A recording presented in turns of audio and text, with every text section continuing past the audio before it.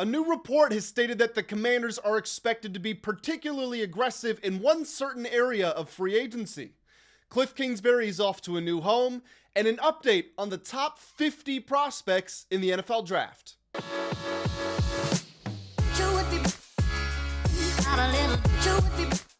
What's going on, everybody? Welcome back to the Full Command Show. My name is Grant Mitchell, back with you all today, the day before the Super Bowl. Lots of excitement in the air. I'm just happy that I'm going to see football again before we go into the 200 and something days until, or 200 something day layover until we get to the next NFL season, but gonna enjoy it while it is still on the screen. We do have a lot to talk about in this video. Why are the Commanders looking at one particular position in free agency? I will tell you about that. I will also give you updates on Kliff and why his new home is probably the best thing for his career, so congratulations to him.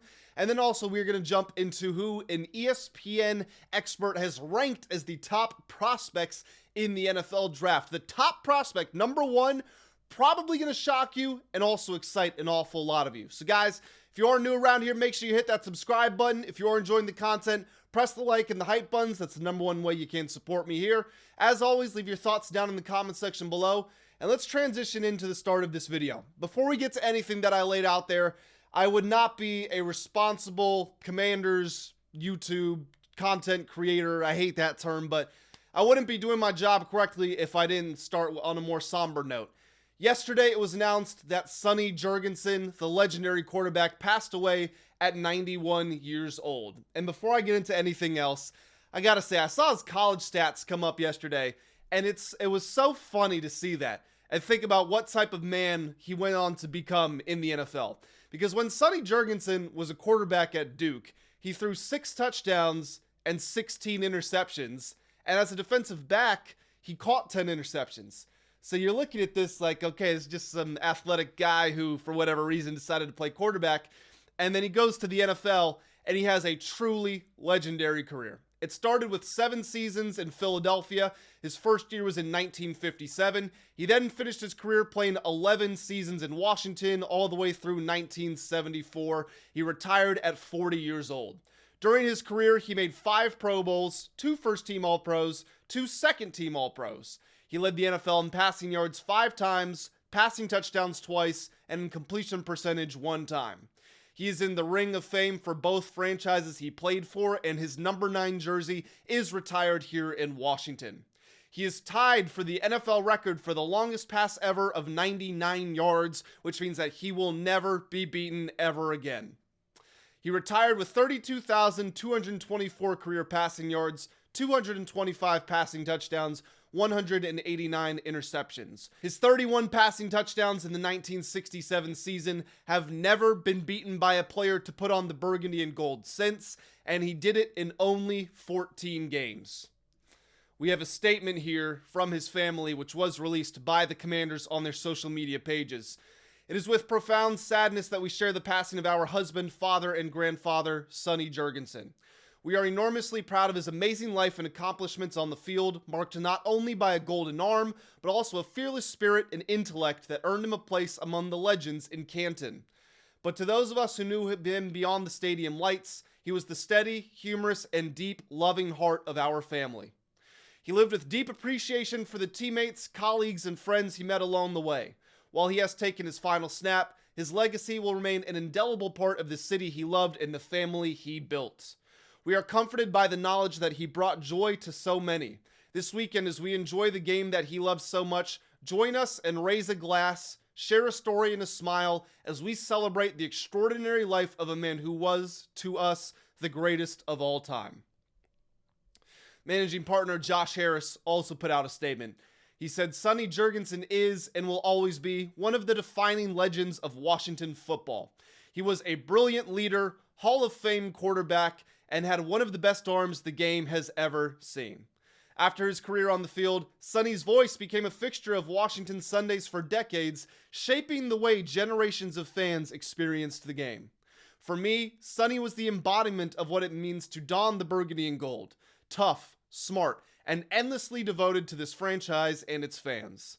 He was a giant of the game and a beloved part of our team's identity. Our hearts and prayers are with Sonny's family, friends, and everyone who loved him. So one final time, rest in peace to Sonny Jurgensen. Wherever you are up there, I'm sure you're slinging a football around with some of the other greats in the NFL. He has been immortalized forever in the Pro Football Hall of Fame. He was the class of 1984, I believe. And I can check that just to make sure. He was the Hall of Fame class of 1983. So he has been up there already for more than 40 years, and he will continue to live there forever. And for everyone who listened to his calls, saw him out on the field, went to see a game, obviously I was not one of those individuals, but however you experienced him, he will live on in our memories forever. So rest in peace and rest in paradise to Sonny Jurgensen. Number 9 will never be worn again in the Washington franchise. Okay, so with that out of the way, Sonny Jurgensen would want us to honor his memory by having a better football team. And the Commanders are coming off of a 5-12 season. They have a lot of positions that need to be upgraded. And according to ESPN reporter John Keim, the tight end position is of particular interest. He reported a couple of days ago that the Commanders are really interested in finding another pass-catching tight end.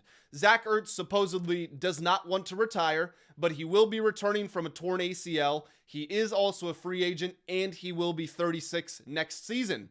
Adam Peters, the general manager, wants to get younger and faster, and with all due respect to Zach Ertz, who is a Hall of Fame player in and of himself and has suffered this devastating injury, he does not fit that criteria. So, looking at the free agent market, some possible options who could be on their way to Washington, D.C. Kyle Pitts, David Njoku, Isaiah Likely, Okonkwo, Cade Otton, and Dallas Goedert, just to name a few. There are some other players as well, the Darren Wallers of the world, the Adam Troutmans of the world, the Austin Hoopers of the world, but fitting in the theme of being aggressive and getting a good tight end who's younger and faster. Those 7 players that I named were the standouts to me. A lot of Commanders fans, Isaiah Likely seems to be like the prevailing opinion as far as who the Commanders fans want the team to sign. When I did my free agency video where I named my top prospects or top targets at each position based on the Commanders salary cap, I went with Okonkwo. I think he's certainly going to be in the mix, but the Commanders are definitely expected to aggressively pursue some tight ends in free agency. From players to come to a coach that was, Kliff Kingsbury, who mutually agreed to part ways with the Commanders earlier in this offseason. That was the terminology they used. It was mutual and amicable. He has agreed to take a position on the Rams coaching staff. That was announced yesterday.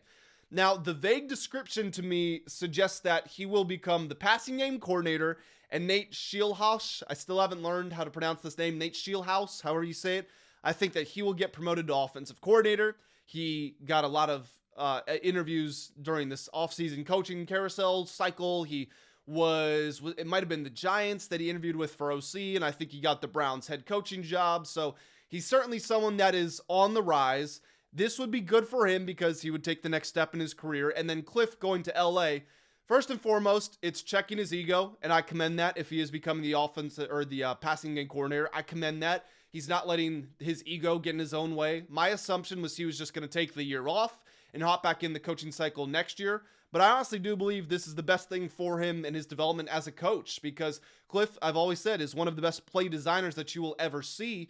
But maybe there's some managerial aspects or just some game day operation aspects that he hasn't fully mastered. And going to Sean McVay, Sean McVay is probably the best coach in the NFL, and there's no better person to learn from.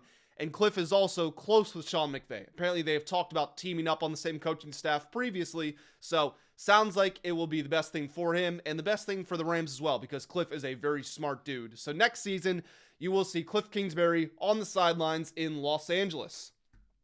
Before we close out this video, we are going to talk about an article from ESPN's Jordan Reid.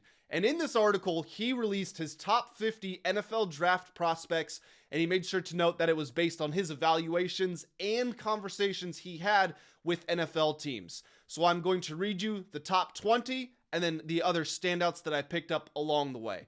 One thing you will notice is this does not take into account positional value. That's very apparent from how the rankings actually played out. But the number 1 player, does anybody have any guesses who he has as his number 1 draft prospect? Take the value of the position out of it. who plays their position better than everybody else in this draft. His number 1 prospect is Jeremiyah Love. Number 2, Caleb Downs. Number 3, Arvell Reese. Number 4, Ruben Bain Jr.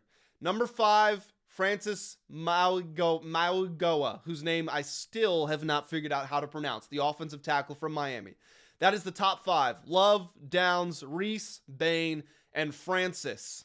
You will notice the number 1 pick in the draft, presumptively, is not in that group. He is at number 6, though. Fernando Mendoza is number 6. David Bailey, number 7. Sonny Styles, number 8. Mansour Delane, the first cornerback, number 9. Carnell Tate, number 10. Jamon McCoy, another cornerback, is at 11. Makai Lemon is number 12. Peter Woods is 13. Olavavega Ioane. I just call him Ola. He's a guard for Penn State. He is number 14. Jordan Tyson, who many have ranked as the top receiver in this class. He's 3rd among the receiver rankings, and he has him at number 15. Spencer Fano is 16. Kenyon Sadiq is 17. Akeem Mesidor, who's about 29 years old, is at number 18. He's not actually 29, but he is like 24 or 25. He is at 18. Emmanuel McNeil Warren, a safety from Toledo, who was thought to be a 3rd or a 4th round draft pick. He has been climbing, and he is at number 19. And then Caleb Lomu of Utah is number 20. That is the top 20. Other notable prospects. Lee Hunter, the Texas Tech defensive tackle, is 23. So the Lee Hunter love fest continues. Denzel Boston, the 6'4 receiver from Washington, is at 28. Caden McDonald, the Ohio State defensive tackle, is 32. Anthony Hill Jr., the Texas linebacker, is 34. TJ Parker, looked at early in the year as a top 10 draft pick, a ton, basically every mock still has him going in like the teens. He is ranked at number 37. Omar Cooper Jr., the Indiana wide receiver, is 48. And then 5'8" D'Angelo Pons is number 50, the cornerback from Indiana. So the notable prospects again, Lee Hunter 23, Denzel Boston 28, Caden McDonald 32, Anthony Hill Jr. 34, TJ Parker 37, Omar Cooper Jr. 48, and D'Angelo Pons 50. My big takeaways from this: Jeremiyah Love at number 1 is a statement. And I have said for a long time now that I don't want the Commanders to draft a running back, and it has absolutely nothing to do with me not liking Jeremiyah Love. It's that there are much bigger holes on the roster, and in the case of Caleb Downs, I always called him the best college defensive player in college football. Well, what was his name? I forgot his name. Jordan Reid. My apologies, Mr. Jordan Reid. Has Downs at number 2, so we share that sentiment, and then Jeremiyah Love at number 1. I also find it interesting that Arvell Reese is number 3. His stock has been trending up an awful lot over the last month.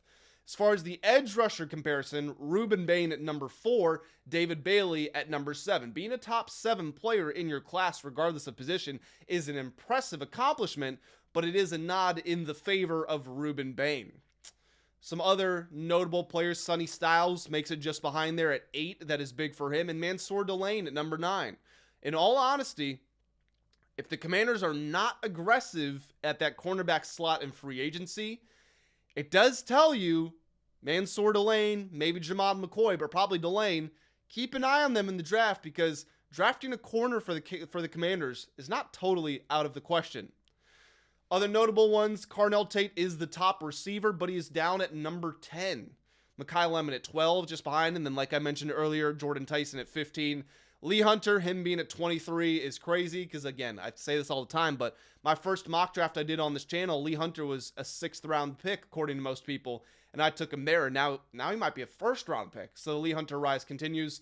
TJ Parker down at 37, and then D'Angelo Pons sneaks in the top 50 as well. Again, me talking about the Commanders looking to draft a quarterback. D'Angelo Pons is a very good player, but having 5'8" Pons and 5'9" Sainer Still, or one of them's 5'8", one of them's 5'9", having them on the same field at the same time would be kind of crazy, but actually I'm not even going to say but. I don't really want to see it, but I do love D'Angelo Pons, so I'm glad he's getting his shine. Anyway, that's going to do it for this video, guys. I am going to head on out of here. Make sure you hit the like and hype buttons if you did enjoy. If you have any memories or any thoughts about Sonny Jurgensen, please drop them in the comment section below. That would be a cool way for us all to unite. This is a community. That's the whole reason I made this channel, is because I wanted to get your guys' thoughts and feelings on everything, and that includes the unfortunate loss of an absolute legend in this area and for this team. So throw your thoughts down there. Subscribe if you're new around here. I'm gonna head out of here. I hope you all enjoy the weekend, enjoy the Super Bowl tomorrow, and I will catch you in the next one. Have a great day. Chew with me.